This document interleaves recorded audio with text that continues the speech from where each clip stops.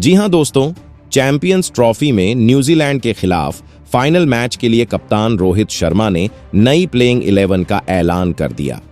और कप्तान रोहित शर्मा ने इस बार ऐसी धाकड़ टीम तैयार की है जिसे देखकर न्यूजीलैंड की टीम के माथे पर चिंता की लकीरें साफ नजर आने लगी हैं, क्योंकि इस बार भारत ने हर विभाग में एक्सपर्ट्स को उतारा है।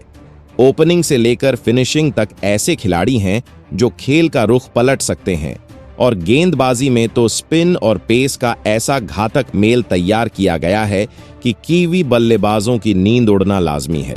अब ड्रेसिंग रूम में न्यूजीलैंड वाले जरूर सिर पकड़कर बैठे होंगे कि भाई इस टीम इंडिया का मुकाबला कैसे किया जाए, क्योंकि इस बार भारत सिर्फ जीतने नहीं बल्कि इतिहास रचने के इरादे से उतरने वाला है। सबसे पहले बात करते हैं कि ये ऐतिहासिक फाइनल कब और कहां खेला जाएगा।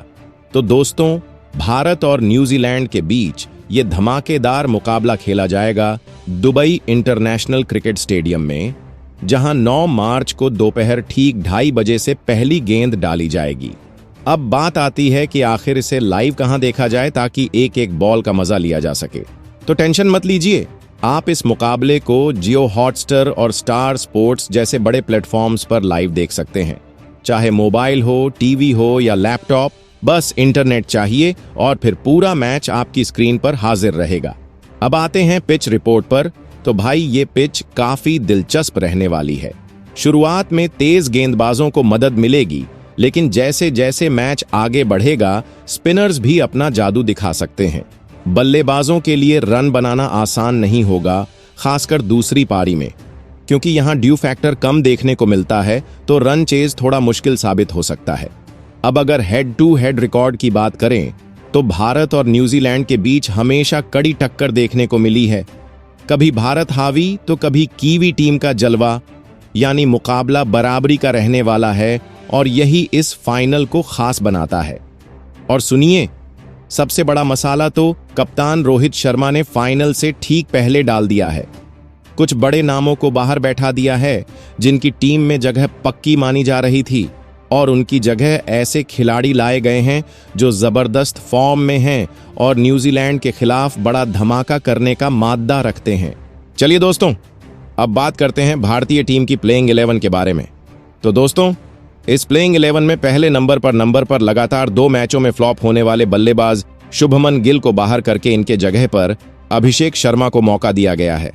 अब देखिए दोस्तों, ये फैसला वाकई में बड़ा और चौंकाने वाला है, लेकिन जब टीम मैनेजमेंट ने यह कदम उठाया है तो जाहिर है इसके पीछे एक ठोस रणनीति जरूर होगी। शुभमन गिल को लगातार मौके दिए गए, लेकिन जिस अंदाज में उनसे उम्मीद थी, खासकर बड़े मुकाबलों में, वो असर देखने को नहीं मिला। पिछले 2 मैचों में उनका बल्ला एकदम शांत रहा, और जब ऐसे अहम मौकों पर खिलाड़ी लय में नजर न आए तो फाइनल जैसे मुकाबले में रिस्क लेने की गुंजाइश बहुत कम रह जाती है। ऐसे में कप्तान रोहित शर्मा और थिंक टैंक ने मिलकर बड़ा दांव चला, और इस बार ओपनिंग की जिम्मेदारी दी गई है अभिषेक शर्मा को। अब जिन लोगों ने अभिषेक शर्मा का खेल देखा है वो जानते हैं कि ये खिलाड़ी शुरुआत से ही अटैक मोड में रहता है, खासकर पावर प्ले में। जब फील्डिंग सर्कल के बाहर ज्यादा फील्डर नहीं होते तब ये बल्लेबाज पूरी तरह हावी हो जाता है। लंबा लंबा खेलना, तेज शुरुआत देना और गेंदबाजों को दबाव में लाकर उनकी लाइन लेंथ बिगाड़ना, ये इसकी सबसे बड़ी ताकत है। वहीं दोस्तों, इसके बाद दूसरे नंबर पर इस प्लेइंग 11 में यानी हमारे कप्तान हिटमैन रोहित शर्मा है। अब देखिए दोस्तों, जब भी टीम इंडिया किसी बड़े मुकाबले में मैदान पर उतरती है तो हर किसी की नजर सबसे पहले रोहित शर्मा पर ही टिक जाती है। वजह भी बिल्कुल साफ है, क्योंकि रोहित शर्मा वो खिलाड़ी हैं जो अपने बल्ले से सिर्फ रन ही नहीं बनाते बल्कि मैच की दिशा तय करने का दम रखते हैं। शुरुआती ओवरों में जब बाकी बल्लेबाज हालात को परखने में वक्त लेते हैं, रोहित वहां मैदान पर उतरते ही गेंदबाजों की क्लास लगाना शुरू कर देते हैं। पावर प्ले में तेजी से रन जोड़ना, बड़े बड़े स्ट्रोक्स खेलना और विपक्षी टीम पर दबाव बनाना, यही उनका असली खेल है। अगर सेमीफाइनल की बात करें, जहां भारत का सामना ऑस्ट्रेलिया से हुआ था, तो वहां भी रोहित का वही पुराना अंदाज देखने को मिला। भले ही स्कोर कार्ड पर उनके नाम 29 गेंदों में 28 रन दर्ज हुए हों, लेकिन ये मत भूलिए कि उन्होंने किस आक्रामक अंदाज में पारी की शुरुआत की थी। पहली ही गेंद से उनका इरादा साफ था, डिफेंस में रहकर खेलने वाले खिलाड़ी वो कभी थे ही नहीं। वही दोस्तों, इसके बाद इस प्लेइंग 11 में तीसरे नंबर पर श्रेयस अय्यर को शामिल किया गया है। बिल्कुल दोस्तों, अगर किसी खिलाड़ी ने हाल के मैचों में अपनी क्लास और मैच जिताऊ काबिलियत से सबको प्रभावित किया है तो वो हैं श्रेयस अय्यर।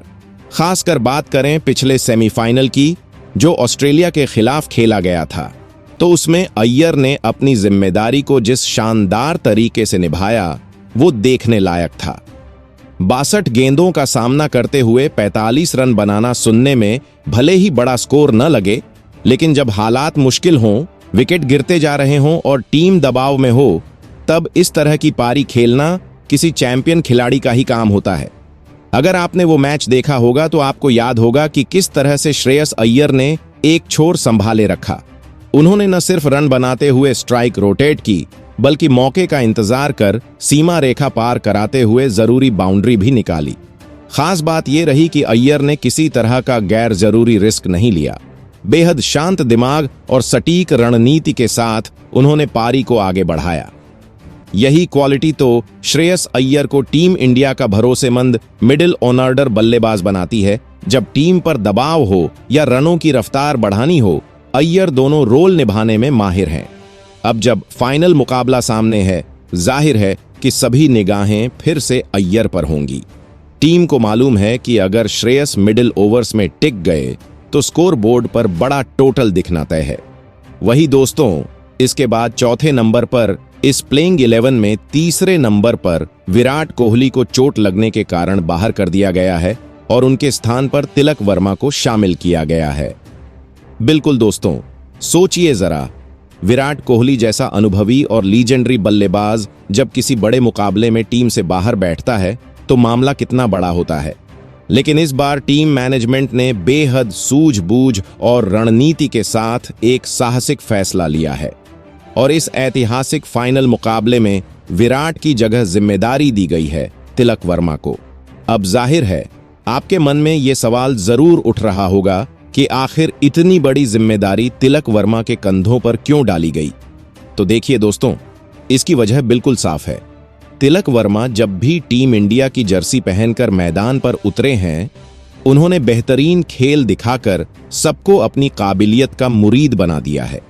खासकर वनडे क्रिकेट में उन्होंने जिस आत्मविश्वास और परिपक्वता के साथ प्रदर्शन किया है, वह कमाल का रहा है। चाहे टीम दबाव में हो या मुश्किल हालात में जूझ रही हो, तिलक वर्मा ने हर बार बेहतरीन संयम दिखाया है। वही दोस्तों, इसके बाद इस प्लेइंग 11 में 5वें नंबर पर अक्षर पटेल को बाहर करके इनके स्थान पर वॉशिंगटन सुंदर को टीम में शामिल किया गया है। बिल्कुल दोस्तों, आज हम बात कर रहे हैं उस खिलाड़ी की जो इस फाइनल मुकाबले में टीम इंडिया के लिए सबसे बड़ा एक्स फैक्टर साबित हो सकता है, और वो हैं वॉशिंगटन सुंदर। जी हां, आपको जानकर हैरानी होगी कि फाइनल जैसे बड़े मैच में सीधे प्लेइंग 11 में जगह देना कोई आसान फैसला नहीं होता, लेकिन कप्तान रोहित शर्मा ने यह कदम पूरे भरोसे और मजबूत रणनीति के साथ उठाया है। असल में रोहित शर्मा का साफ संदेश है कि इस फाइनल में वॉशिंगटन सुंदर का रोल सिर्फ एक गेंदबाज का नहीं रहने वाला, बल्कि वो इस मैच की पूरी दिशा तय करने वाले खिलाड़ी बन सकते हैं। शुरुआती ओवरों से लेकर मिडिल ओवर्स तक सुंदर पर बड़ी जिम्मेदारी है। खासकर पावर प्ले में जब विपक्षी टीम तेज शुरुआत की कोशिश करेगी, तब वॉशिंगटन सुंदर अपनी कसी हुई गेंदबाजी से रन गति पर ब्रेक लगा सकते हैं। नई गेंद के साथ उनका कंट्रोल और फ्लाइट इतनी शानदार होती है कि बल्लेबाज खुलकर हाथ नहीं चला पाते, और यही फाइनल जैसे हाई प्रेशर मैच में सबसे जरूरी होता है, रन रोकना और मौके पर विकेट चटकाना। लेकिन कहानी यहीं खत्म नहीं होती। वॉशिंगटन सुंदर की सबसे बड़ी ताकत यह है कि वो सिर्फ गेंदबाज ही नहीं, बल्कि जरूरत पड़ने पर मैच फिनिशर का रोल भी निभा सकते हैं। अगर कभी टीम इंडिया की पारी लड़खड़ाए या अंत के ओवर्स में तेज रन चाहिए हों, तो सुंदर के पास वो आक्रामकता है जिससे वो बड़े बड़े शॉट्स के साथ स्कोरबोर्ड को रफ्तार दे सकते हैं। वही दोस्तों, इसके बाद इस प्लेइंग 11 में छठे नंबर पर केएल राहुल खेलते हुए दिखाई देंगे। बिल्कुल दोस्तों, अगर सच कहें तो इस वक्त केएल राहुल का बल्ला ऐसा बोल रहा है कि देखने वाले बस देखते ही रह जाएं।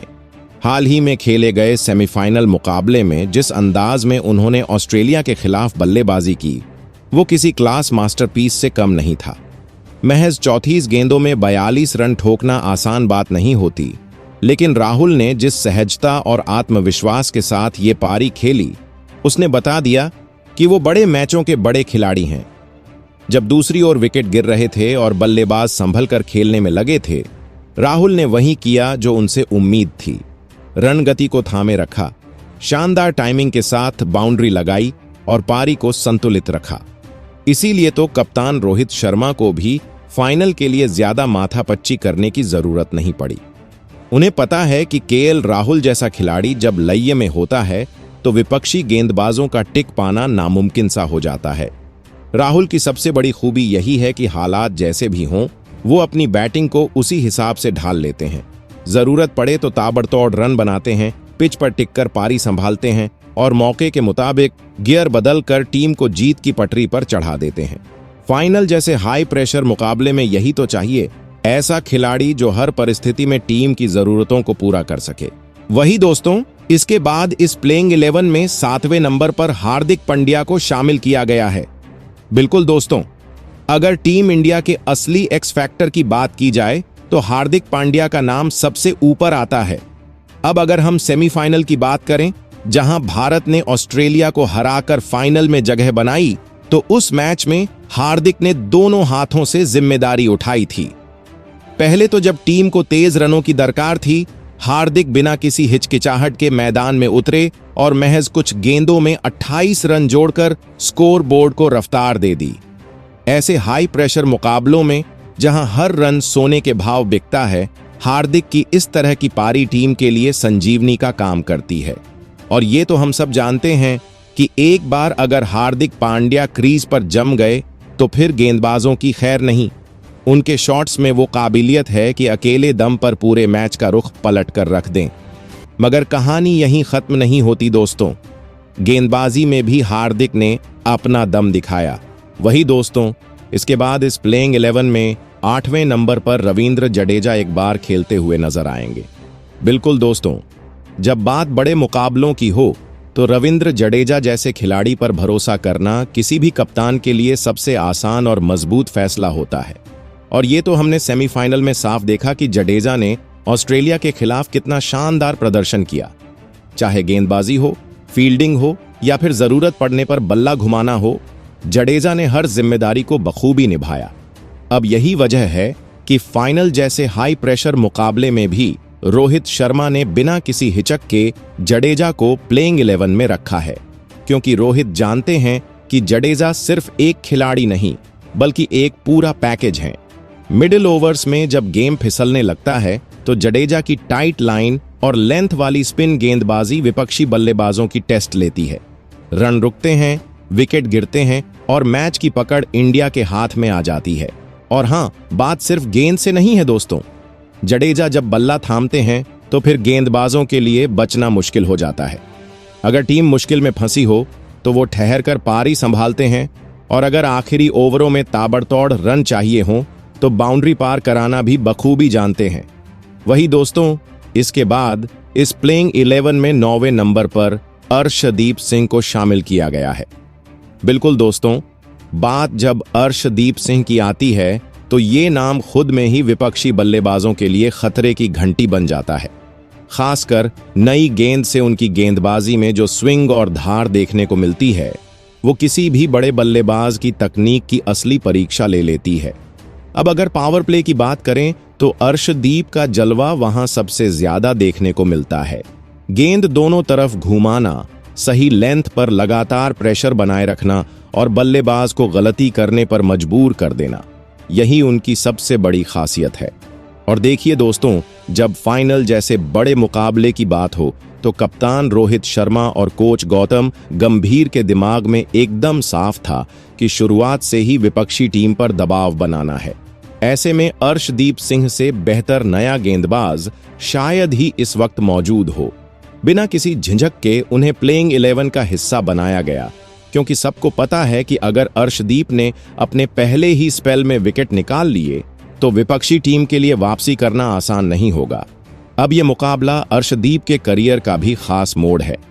पहली बार इतने बड़े फाइनल का हिस्सा बनकर खेलने का मौका मिला है और ये वो मौका है जब खिलाड़ी अपना सर्वश्रेष्ठ देने के लिए जी जान लगा देते हैं।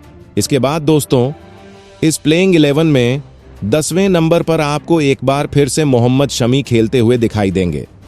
बिल्कुल दोस्तों, जब भी बड़े मुकाबलों की बात होती है मोहम्मद शमी का नाम खुद ब खुद चर्चा में आ जाता है, क्योंकि शमी वही खिलाड़ी हैं जो दबाव में भी अपने प्रदर्शन से कमाल कर जाते हैं और टीम को जीत की राह दिखाते हैं।